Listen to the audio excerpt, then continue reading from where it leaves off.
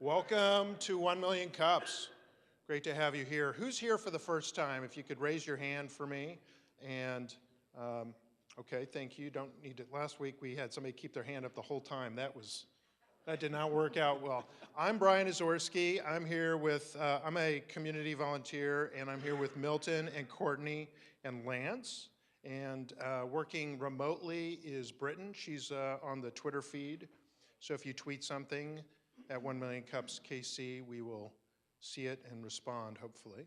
So every week we come together as a community and we present you two entrepreneurs to share their story with us. We do about a 6-minute presentation and then we open it up to the audience for Q&A. But prior to that, we have some panelists that we bring in, and we appreciate their expert advice, and we give them a chance to ask questions first. So I'd like to start with Matthew here to do a brief introduction and say hello. Hello, 1 Million Cubs. My name is Matthew Marcus. I'm a local entrepreneur and community builder. Good morning. My name is Ashley Hand. I'm the Chief Innovation Officer for the City of Kansas City, Missouri. Good morning. My name is Keith Barrett. I'm with a local company called Pivot International. We do product design, product development, product engineering, contract manufacturing. Good morning, everyone. This is Fabrizio. I'm the CTO and co-founder of Fitbark, an activity monitor for your dog. Thank you. I would like to welcome the first presenter. I actually know them personally.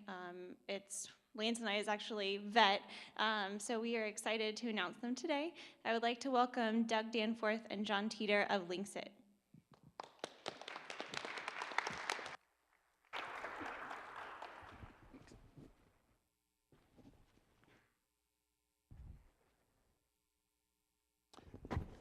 Good morning. Courtney, can you hear me okay? Courtney, thanks for the invite to have us share our story. The headline of our story is Keeping Pets Safe, and we do that with a connector called Linxit, which is on the left side of this screen, the red connector, which enables you to put up to 4 pet ID tags onto the D-ring of a collar. We make Linxit in 9 colors. The picture to the right shows one of our board of directors, Molly, who helped inspire this product wearing a blue Linxit. Currently, our largest customer is a internet retailer in Massachusetts called The Grommet. The Grommet features new and innovative products, and we are one of the top sellers on The Grommet. It's noteworthy that there are almost 300 reviews from consumers on The Grommet. We have 4.1 stars of 5, and I thought I would share a brief video from The Grommet.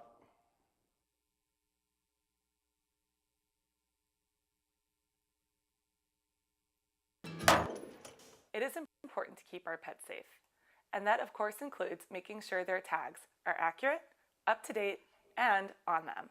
However, it is often difficult to add or remove tags to a collar, and they can end up tossed aside, lost, or even damaged. Linxit is a simple solution that allows pet ID tags to be added, rearranged, or removed from your pet's collar quickly and easily. The innovative lock mechanism ensures that tags will stay put, and it's less likely to get snagged on a fence, stick, or other objects because the center lock reduces the space in the connector. Linxit is also lightweight, strong, and made to withstand the elements. It won't rust, and it isn't affected by rain, heat, or cold. Doug and Jane Danforth had plenty of experience with the frustrations of pet ID tags, thanks to the 3 canine members of their family, so they decided to create a better solution. I would like to introduce you to our dog's veterinarian, Dr. John Teeter, and one of our 3, Atticus. For us, everything really comes down to pet safety. It's estimated that 1/3 of all pets are going to get lost at some point in their lifetime. If they have identification, their chances of getting back home go way up. The device is made of 2 parts. The outer part is called the link. The reason for the shape is so that it hangs level on the dog's collar. The middle part is called the lock. You'll see this button, it actually is a lock. It is super secure, very strong, and very tough. Linxit is made in the USA, comes in a variety of colors, and is durable. It's built to last. While changing your pet's tags has always been important, now, thankfully, it's also stress-free because of one pet lover's great idea.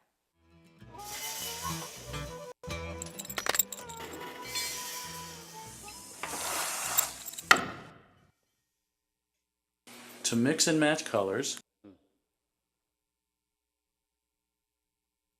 Now we've got it. John? Oh. I need to go back a slide. Can you hear me? That's a Facebook post that compares one of our customers' experience with a Linxit as compared to the S-Hook. And honestly, we get feedback like that all the time. People complain how hard it is to use the split ring and the S-Hook. They break their fingernails. It takes too long. They have to use tools. They don't with Linxit. And honestly, I see callers every day with years and years of tags because it's not only a pain to put tags on with the old devices, it's not fun to take them off either. Pet safety. The ASPCA, they estimate that 5 to 7 million, excuse me, 5 to 7 million dogs will find their way to a shelter every year, which I think is a staggering number, and that's a lot of animals. But a worse number is over half of those guys get put to sleep. We know that if an animal ends up at a shelter and he's got some type of identification, whether it's an ID tag or a microchip, 98% of those guys will find their way home, which is the good number. That's great news. The problem is only about a third of all pets have some type of identification. So obviously the goal is get more ID on more pets. And Linxit is a really good answer for that. In my practice, I've always put rabies tags on collars, every time. I've thought it was a service that, well, I know it's a service that clients that truly appreciate. Since I've become involved in Linxit, I've learned that most veterinarians don't do that, and they don't do it because it's a pain. It's not any fun, and so they send the tags home with their clients. Well, it's not any easier for the clients to put those tags on, and so most tags don't get put on. Linxit ends up, well, in my world, it's just a fast, easy, really strong way, and it's a kind of a fun way to put a tag on a collar. Thank you, John. Lessons learned. We conceived this idea in mid-2009, launched in 2013. Having a good product is necessary but not sufficient. Marketing, distribution, logistics, I totally underestimated the complexity of that. Our team consists of 39 people. We partnered with DuPont, a medical device manufacturer in Minnesota, a packager in Chicago. It takes a large group. And because, unlike my prior employment as a banker, we have limited resource, we have to focus, focus, focus. Our focus is on consumers, selling direct to consumers who give us feedback, as well as to veterinarians that use our product in quantities. And this is exhilarating and stressful, which is probably an understatement in both cases. Briefly, I want to introduce a product that we are on the verge of launching, and this is called Retrieve Me. These are printed as opposed to engraved, plastic as opposed to metal ID tags. In this case, we're featuring a tag that has veterinary contact information on one side, ID on the other. We will be launching this, frankly, this weekend at a veterinary school. The left is our first phase, which includes launching to veterinarians. We're featuring a tag again that has veterinary contact information on one side, pet ID on the other, in 8 colors. Colors are a big deal as clients want to match tags to their collars. Next phase, we'll be introducing our tags to consumers. And you'll see in the picture to the right a series of tags, which will include both sort of off-the-shelf designs as well as custom design. The upper tag is a photo that's been uploaded and then cropped and placed on an image of our tags. You'll be able to do that on our website, hopefully within a matter of a quarter or 2. I guess that's the end of our formal presentation. Yeah, we didn't see that, just the last page. Thank you, guys. Thank you. All right, let's get started with our panelists. Keith? From here. Good morning. Good morning. Really neat product. You know, I'm a pet owner myself, have been for a number of years. I've got 4. So I truly understand the magnitude of having to put the tags on both the S ring and the circular ring. Presently, the one thing I didn't see is your marketing effort strictly to the veterinary clinics or offices in the area? Is that your primary focus? Or are you looking at like a PetSmart or Okay, so where? we've got patent applications in the US plus 6 other foreign countries. So our aim is to go global, but the question is where to start. As I mentioned earlier, we're starting with consumers on our website. By the way, there's a 25% off coupon if you use the code MILLION, if you can remember that, on our website. And then secondly, through veterinarians. Although we are in about 45 retailers nationally. The big retailers, PetSmart, Petco, we've spoken with, are on our radar. Those are sort of long-term processes. So we're starting with consumers and vets. So I have a question. What is the cost of the product now, retail cost? The retail price is $7.99.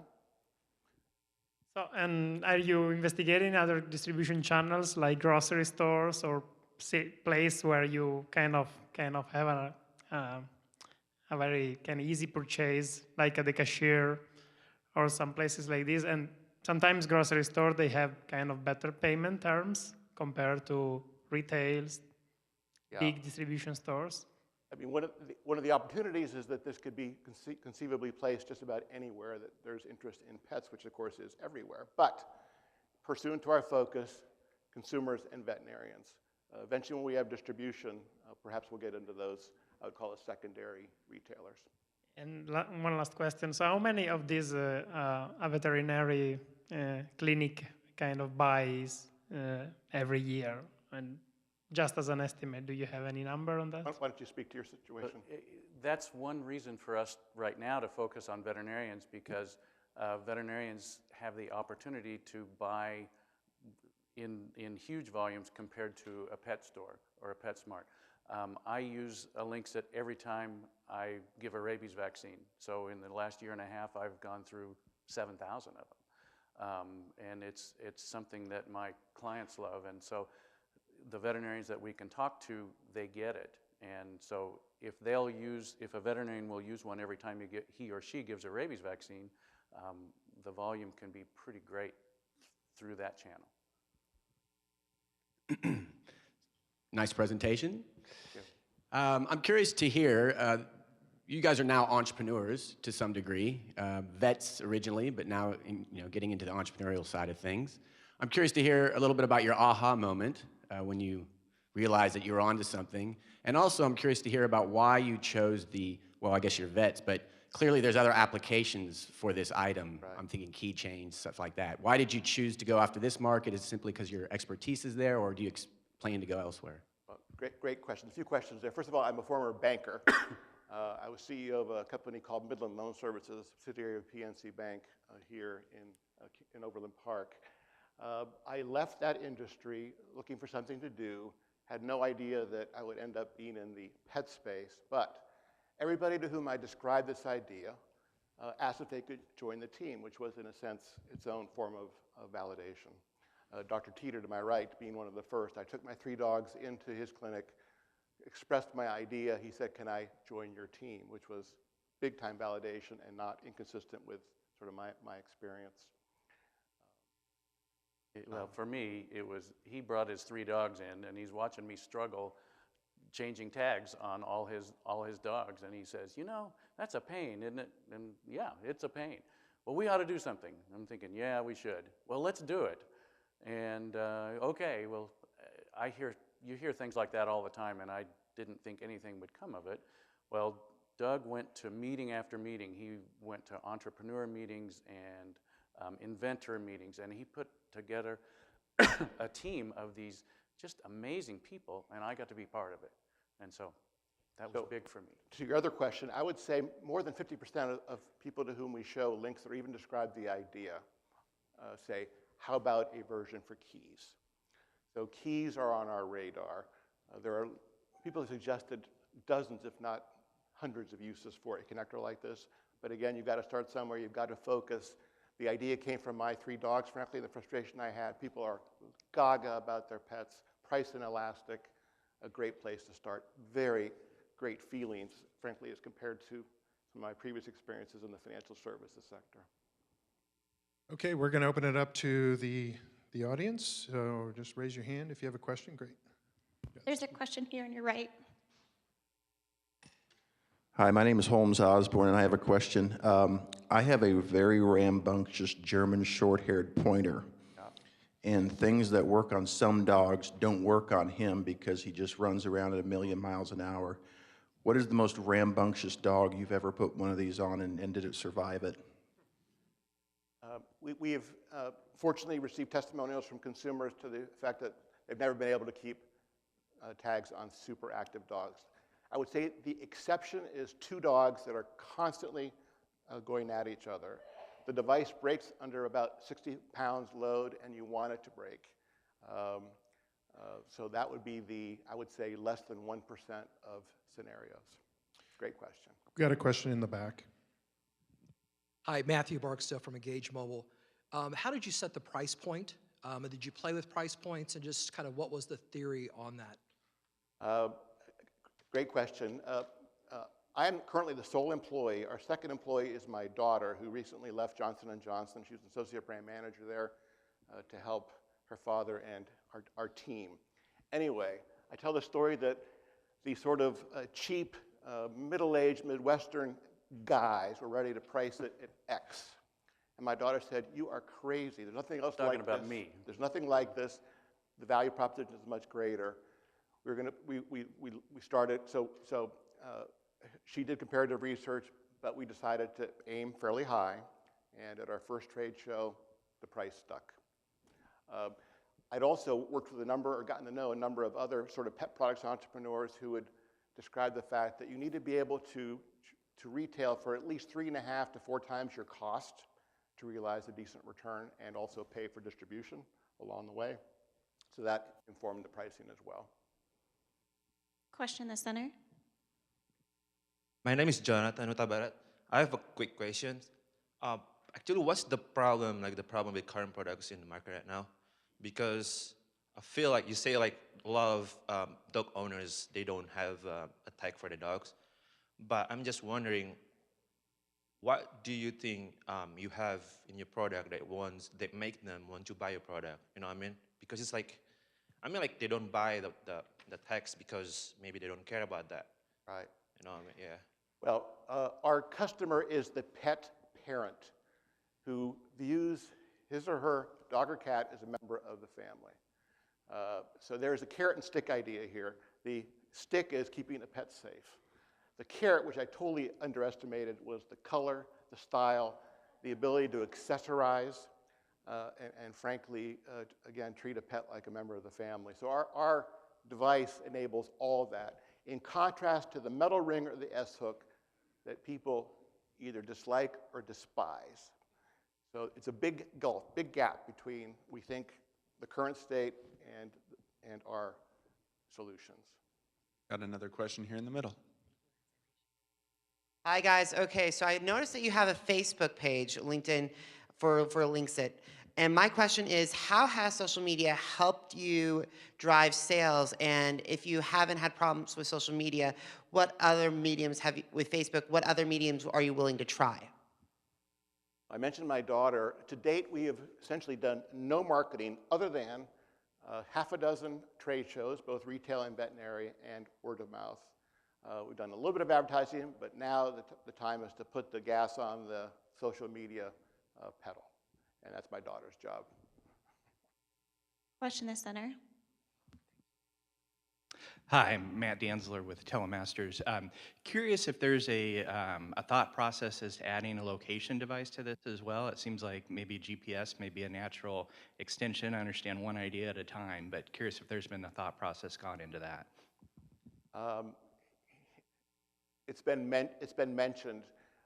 Obviously, you can attach more than a tag with this device. You could attach a bell. You could attach a GPS. In fact, we're providing a connector for a, call it high-value GPS tag as we speak. People suggest we put a chip in it. It's possible, but not now. Got another question in the back. Hi, Will with ClickFarm. Congratulations on your initial success. How close is the competition to catching up to you guys?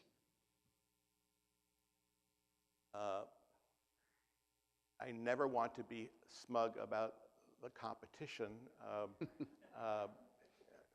Some have said this is a new category. John spoke about the split ring and the S-hook. There have been some what I would call newfangled connectors introduced to make it easier, supposedly. I would suggest none have gotten traction so far. None certainly have a team of 5 veterinarians that have been involved in the product development. DuPont's partnered with us. It's made by a medical device maker in Minnesota. We've taken pains to make sure this thing works. Question to right. Most of the people on that stage are in their 20s and 30s. I myself am approaching my 50s. How is it like for you coming out with a new product at your age, and any hurdles you've had with family members or investors, or et cetera, so forth? I just turned 60, I'll say it quietly. Your life's over. Do you have a question? So I have a fairly extensive background, but underestimated how difficult, how time-consuming, how expensive this would be. I have got a couple dozen investors who have been exceedingly patient and generous and nice. A couple of them are sitting here. People said I should write a book about this, and I'm not going to do that anytime soon.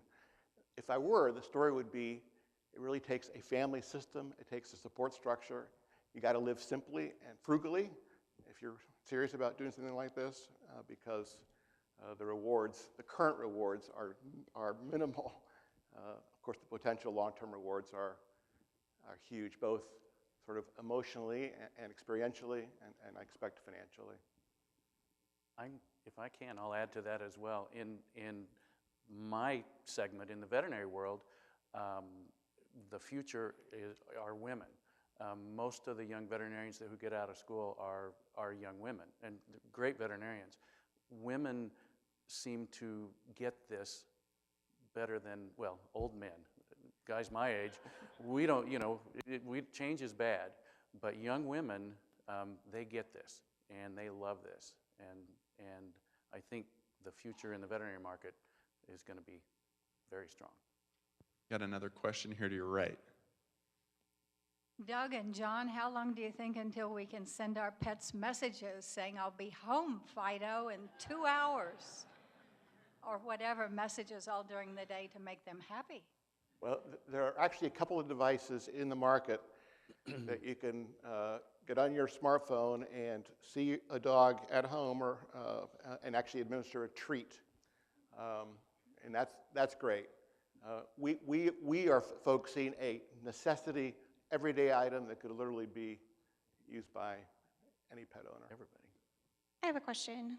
Can you talk a little bit more about your manufacturing process, how you found your manufacturer in the U.S., and kind of what that was like for you? Warren Moore in the first row, stand up, Warren, is our lead designer. And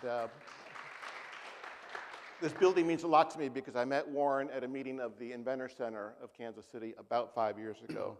Can't think what would have happened or not happened had I not met Warren. But we have dozens of prototypes, metal, plastic, round, square. It took an incredible amount of time. In that process, we met a number of local manufacturers. Then we're introduced to a Minnesota-based company called Dynamic Group that makes medical-grade devices. They have done everything for us, both our tooling and our molding. I asked the people at Dynamic, how do we possibly select a material, a polymer for these devices? Both the connector and the tag are made of a DuPont polymer, and they said, go to the manufacturer, not a distributor, so you can get access to their technical resources. I literally got on DuPont's website, contact us. I'm now dealing with a very senior person at DuPont Performance Polymers. DuPont has featured our links at the biggest plastics trade shows in the world. They have expended countless amount of time, energy, modeling our device on computers. We've tried all different kinds of devices. It's just networking, being out there, but we're proud of the fact that this is all US made, the packaging is US made. because it's capital intensive and not labor intensive in its production and assembly, we can do that. We want to stick to it. Doug, I've got a question to your left. If you were to hold up some of the first prototypes to the finished one, describe what the difference would be, please. Well, our first prototype was metal and round. Can anybody guess why that was the case? But I should even step back before that. In November of 2009, with Dr. Teeters and other people's help, we developed a list of specifications. What would this connector be if we could make it? We had no idea what it would look like, how it would operate, what it would be made of. So we designed to a spec, and it was that constant iteration that took us from initially all metal to 2 plastic parts that snap together. All right, so let's go to your last slide that we didn't see before, obviously, Okay, and ask you, what can we as a community do for you? As I've discussed earlier, given our current focus on veterinarians, tell your vet, introduce us to your vet, track down vets out of town who you know, and send me an email. Hunt them down. Doug.danforth@links-it.com, linksit.com. Number one. Number two, get to know the product. You're welcome again to, I don't think we've ever offered a 25% off coupon, but we're doing it to this group in our hometown on the verge of us launching our next product, the pet tag. Our mailing list, please contact us at info@linksit.com. We will send you an email when our tags for consumers are available. Before that, we hope that you can get them in a lot of local veterinarians, which is where I'm going to be calling on local vets next week, and then help us fuel the social media fire, please. I would say spend more time with your dog. Make sure he or she has identification of some type, any type. And please tell your vet you've learned of a local company that has a great way for them to put on rabies tags. And make totally incremental revenue. It's a new category. Doug, James, thanks so much for coming out and presenting.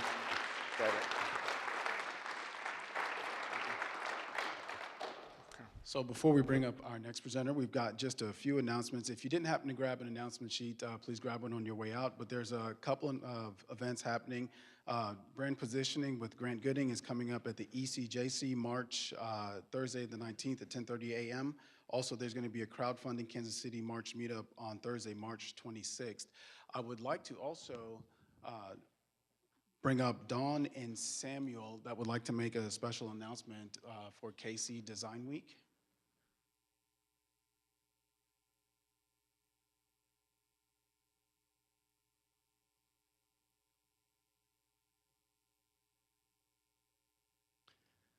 Good morning, everyone. I'm Sam Loring, and this is Don Taylor, and we're here to talk to you just briefly about Kansas City Design Week, which takes place starting next week, March 26th through April 4th. It's a 10-day event where we have probably a dozen or so different activities, which you can see on the brochure that was handed out and most of your chairs.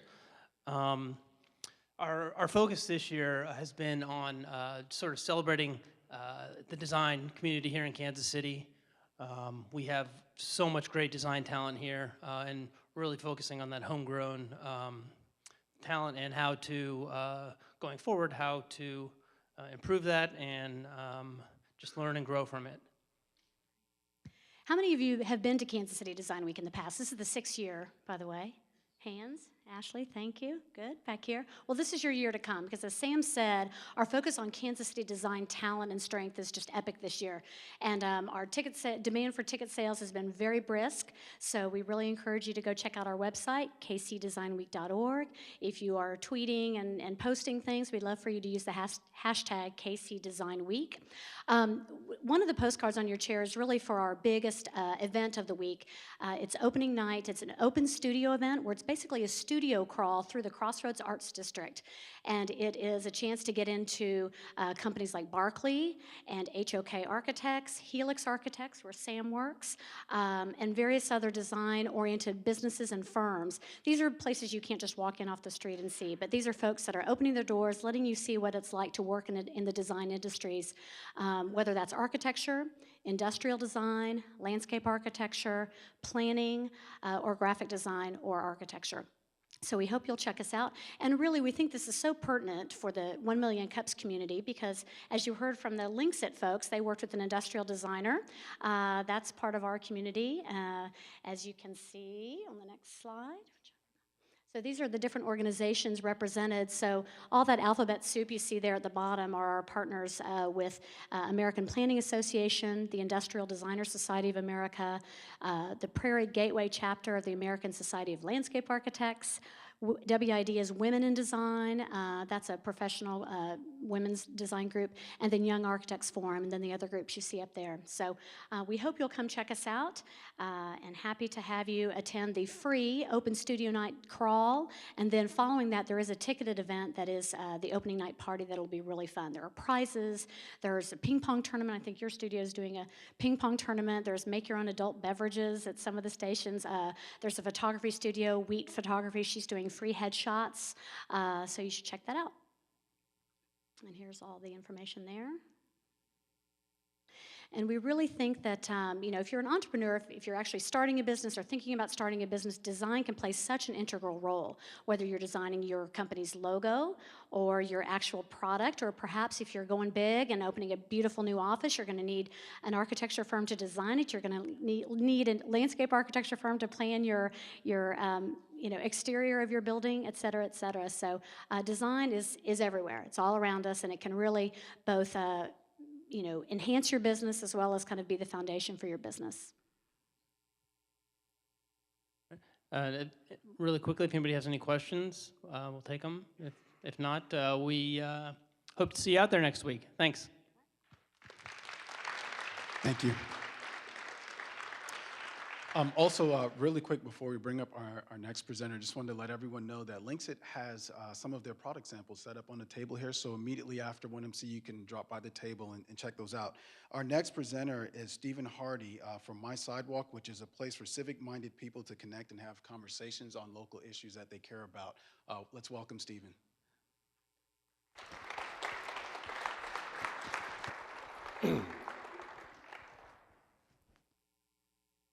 As you can see, I'm actually Shannon Clifton.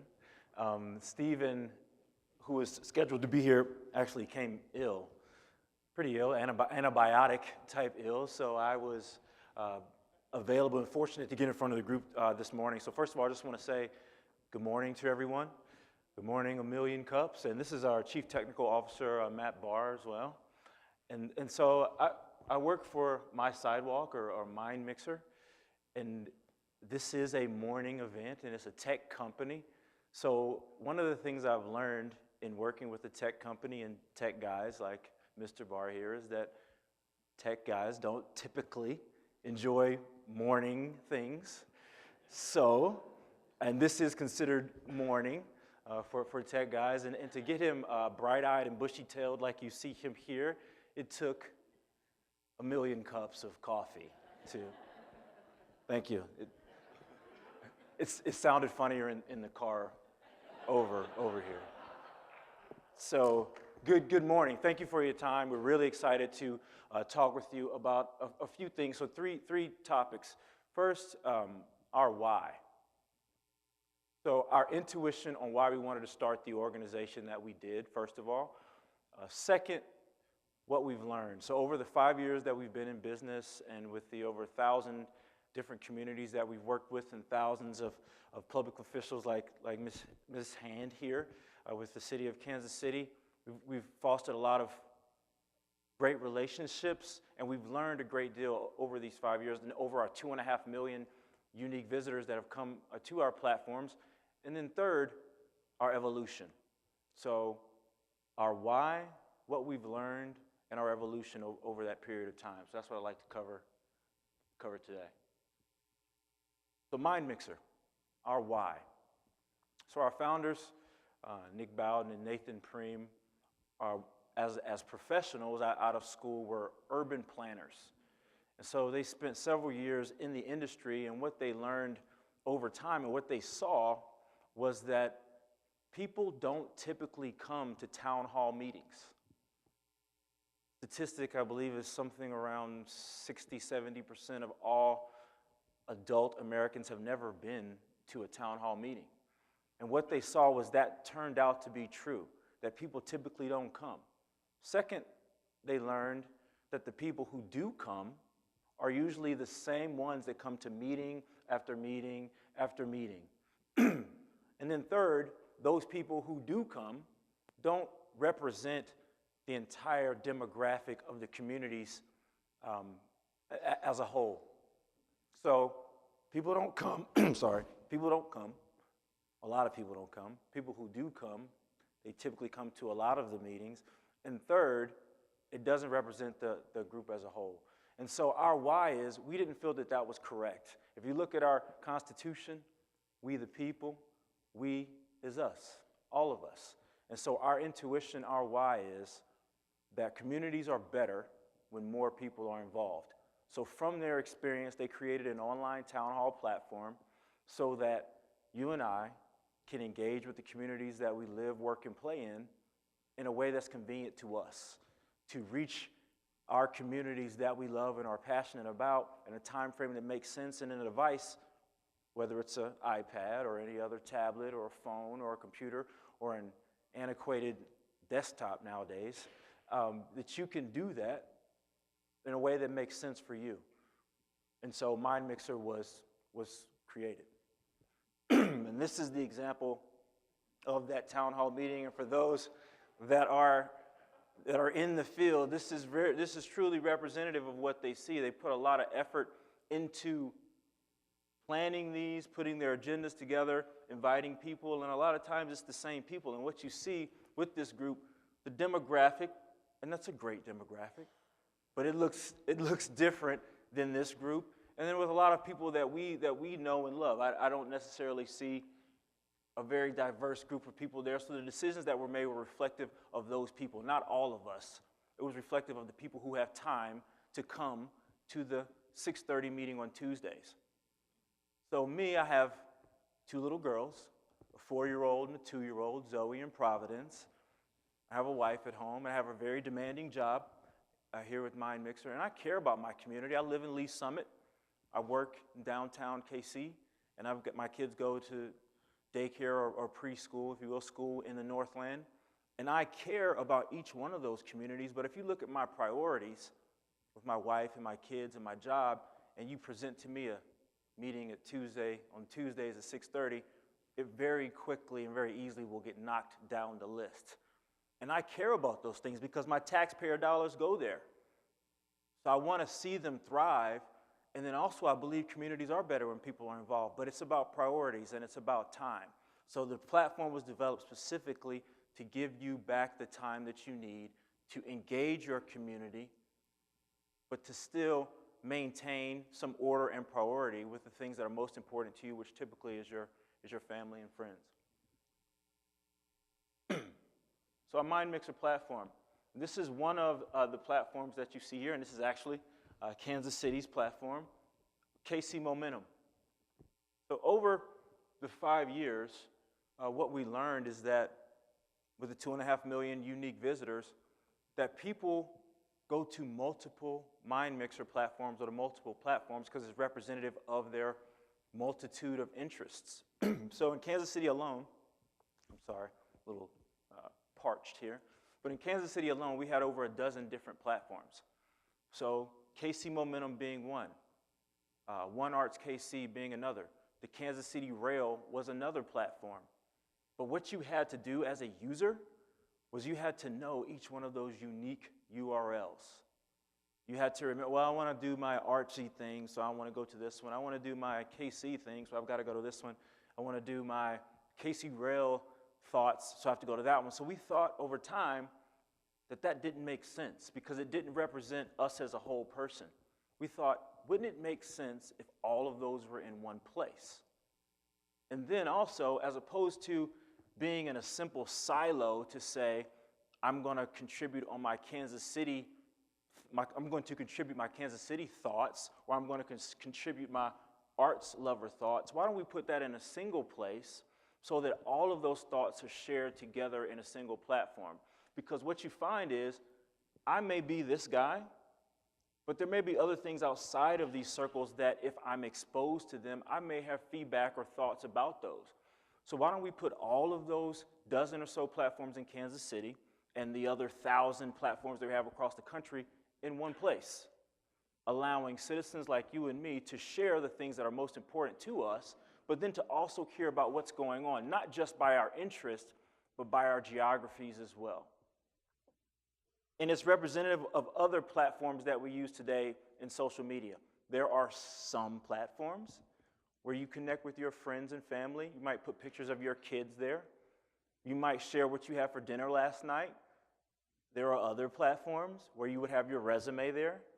You would never put pictures of your kids on this business platform, or you've never put your resume on your social friends and family platform.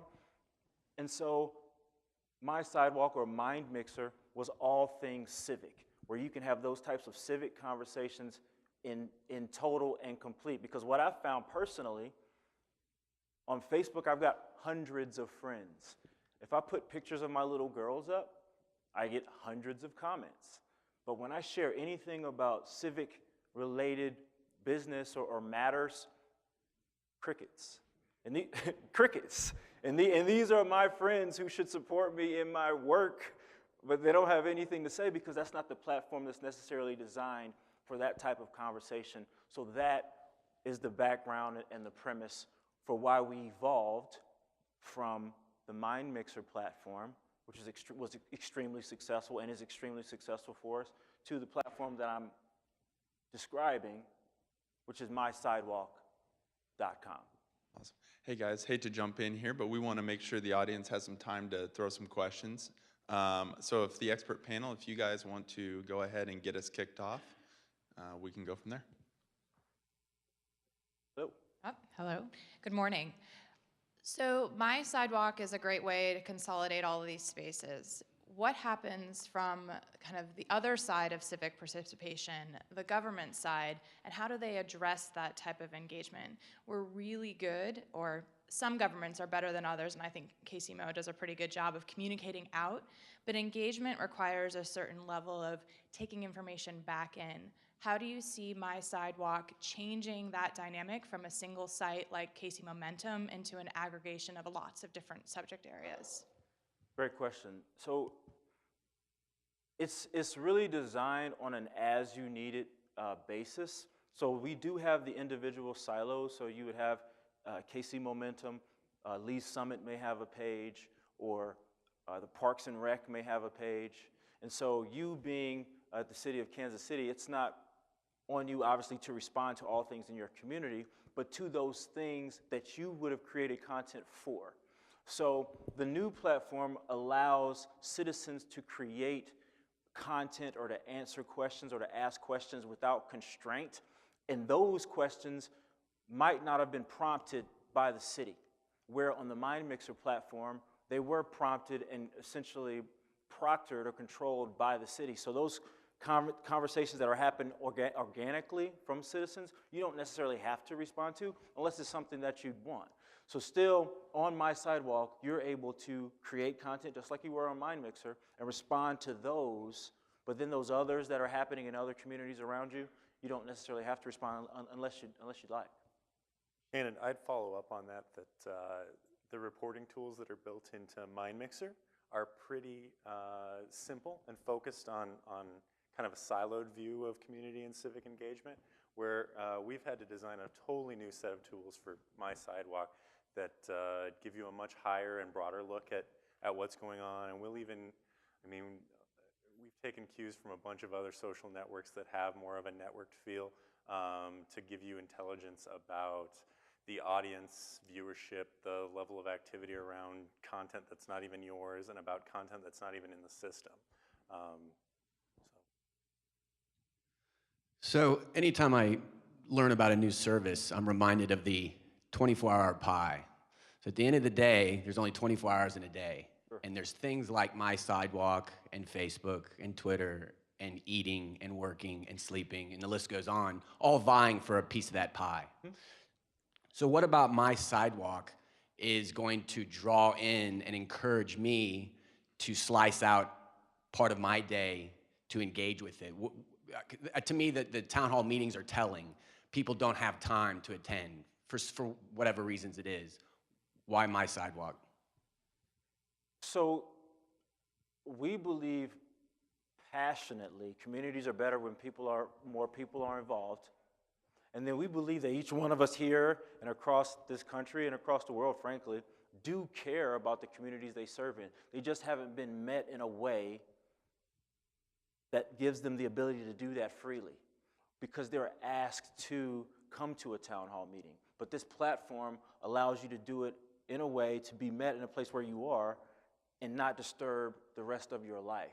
So with us coordinating with organizations like the City of Kansas City and all the other civic organizations around the country, it's basically in partnership to invite, and we are also advertising through participant efforts as well as organizational efforts to get the word out, to bring the citizens there so that they can engage with one another as well with the organizations as that content is being created. But I believe it's just a platform thing, similar to other social networks, that once that platform was provided, people came and began to see the power of actually impacting their communities from a device or wherever they may be in a convenient way. Really like the idea. Especially the comment about the Constitution. I totally appreciate that. I think it is incumbent upon each one of us as our civic responsibility to be involved, to vote, to know the issues, to educate ourselves. And I think this is a very good mechanism. I was impressed with that, but from a business aspect, the one thing I didn't understand is what's your revenue model? I mean, where does that come from? Yes, so 2 answers to that. So MindMixer, the initial platform was absolutely a for-pay model. So cities paid us to bring town hall meetings essentially online. The My Sidewalk platform is a free service. We believe fundamentally should be free for cities or organizations to ask questions of their community, and it should be free for citizens to give feedback, and that interaction will be free. But what we also have is a data product which allows us to overlay what we're calling sentiment data. And sentiment data would be My Sidewalk type of data, so conversations that are happening organically in these communities, to overlay that over public data like census data, socioeconomic data, free, open or public data, but then allowing organizations to import their data sets and be able to draw comparables from that information, and that's on a per license basis, so the revenue would come from there. Anything to add there, Matt? I'm sure you have quite a bit you'd like to. A lot of networks kind of create value between consumers and producers, and then just try and figure out how they're going to make money after that. There's a ton of social networks who have followed that model, and then there's also implicit networks in services like Uber and Lyft that have revenue coming in, and they're building a network that taps into value between the driver and the rider.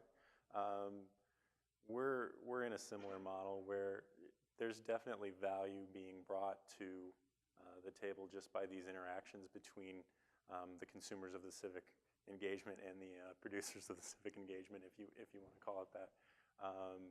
And then we do have a paid model over where you can lay that value that you've created on top of the American Community Survey that Shannon mentioned, your own imported data, and have some advanced analysis tools on top of it. So I have one technical question. So I believe this is a great product, and if you are, and I believe you will, gonna be wildly successful. Thank you. Then you're gonna have one other problem, that is noise, and many people posting things that may not be useful, like it happens now on Facebook, Twitter. If you follow 1,000 people, you're not able to read anything. And how do you filter? How do you find the relevant things? How can you avoid me to pay some 5 cents Chinese guy to upvote my proposal instead of other proposals?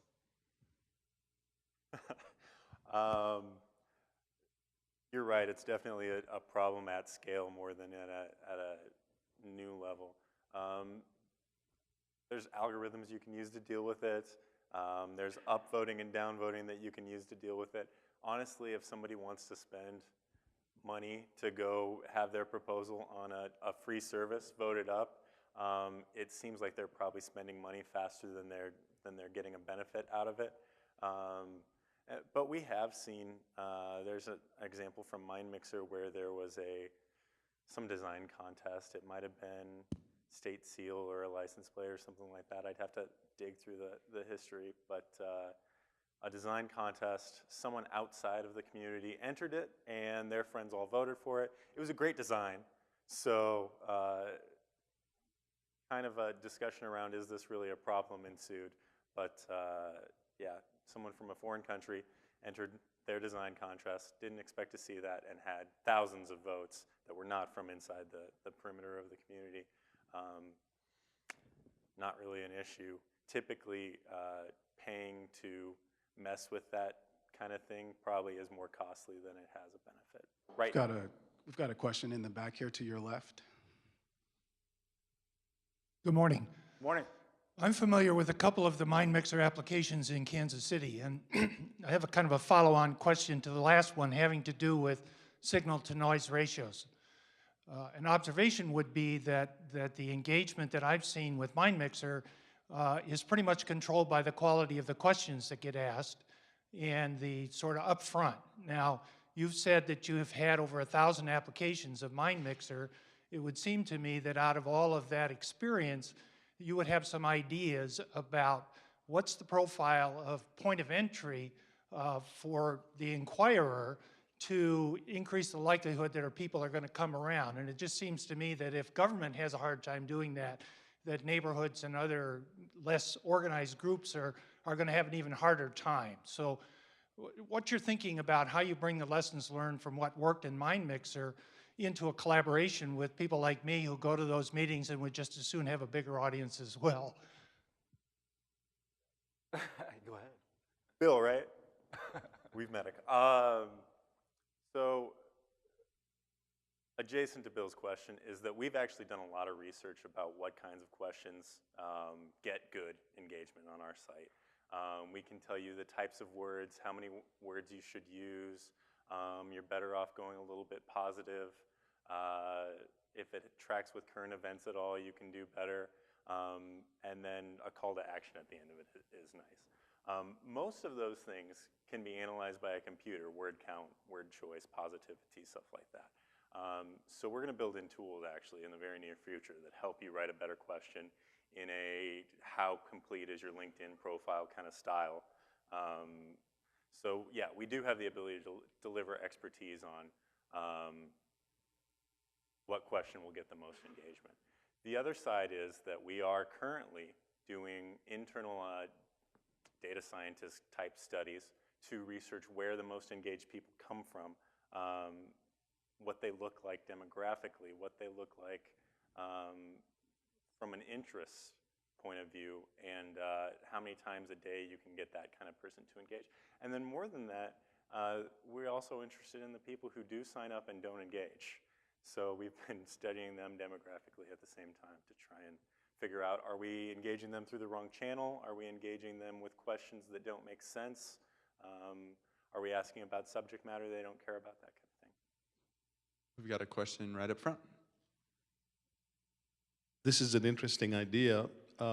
When it comes to the people who are getting the feedback from the citizens, how will you be validating the information that comes back? In other words, do people register and self-report information about themselves? Or will you be doing some data mining of one kind or another, as many commercial companies do, which then starts to raise privacy concerns, especially in a government environment? Yes, so what we've, and kind of this has been a bit of an undertone we're hearing on some of the questions. So directly to your point, what we've seen over the years that we've been in business on the MindMixer side is that by eliminating anonymous participation, you're able to kind of clean quite a bit of that up, that once you have your name attached to it, and oftentimes people's pictures are attached to it, it brings some of that in, right? So in us doing that, it's 100% registration based, what you're saying. You can come to the site and view it without registering, but you cannot interact with any content or leave any comments without registering. So once you do that, you do leave your name, information, email, and then that gives us a better footprint on who you are, and that usually cleans quite a bit of that up. Do you have another question? And one thing I'll add to that too, so over the years that we've done it on the MindMixer side, we've had literally without anonymous content taking that out of play, we've had literally two completely inappropriate conversations happen over that period of time, which we think is a pretty good data set to say that removing that anonymous ability helps quite a bit. And Shannon, I might add too that from the government's perspective, it's one channel of feedback that's factored into decision making, so that there's a lot of kind of understanding what the demographic is and who that audience is that's providing that type of feedback is factored into a series of feedback channels, because obviously we have things like the digital divide and things like we have to account for as a government, but it's a very critical way of looking at kind of what one key audience is saying. I think we got 2 more questions here up front before we have to wrap it up. Start here. Well, thanks, guys. Really enjoyed the presentation. I'm Josh. I think this is a really inspiring concept here. How do you take the conversations that go on mysidewalk.com and then turn that into action? What's the process there?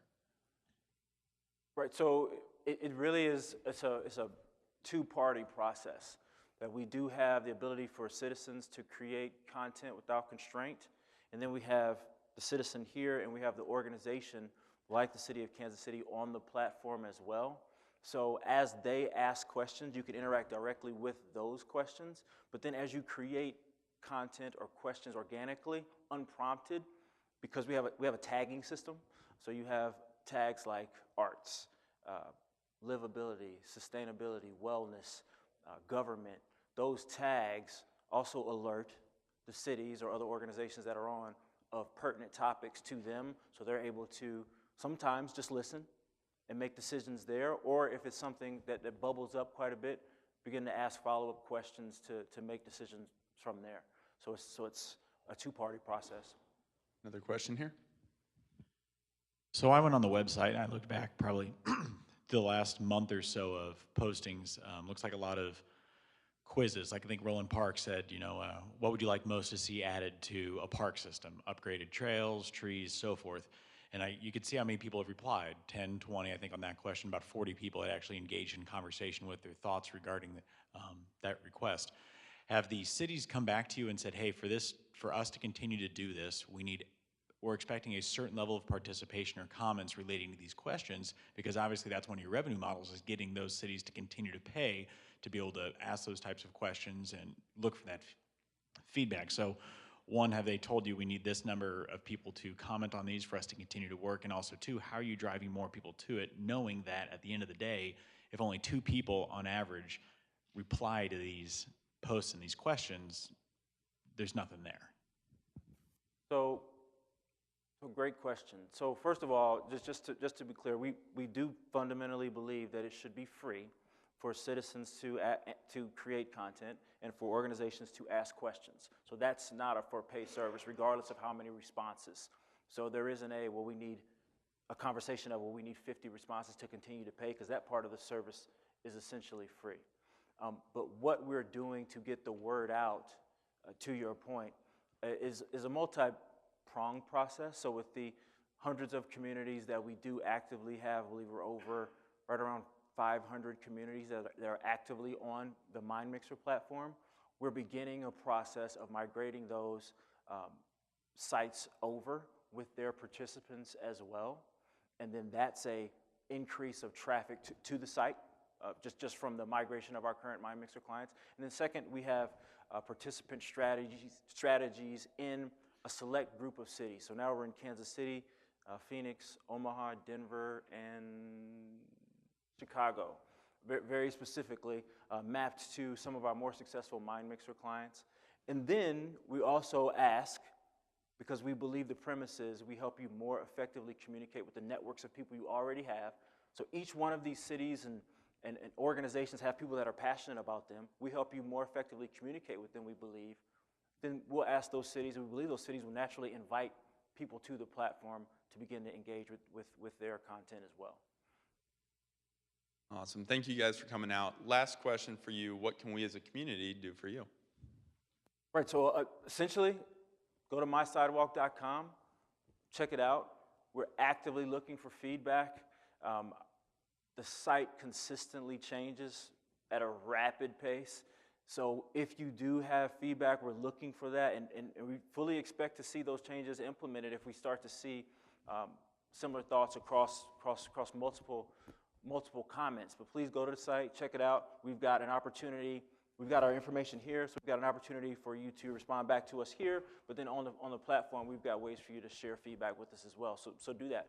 We're looking forward to feedback from this group specifically. So thank you very much. Thank you.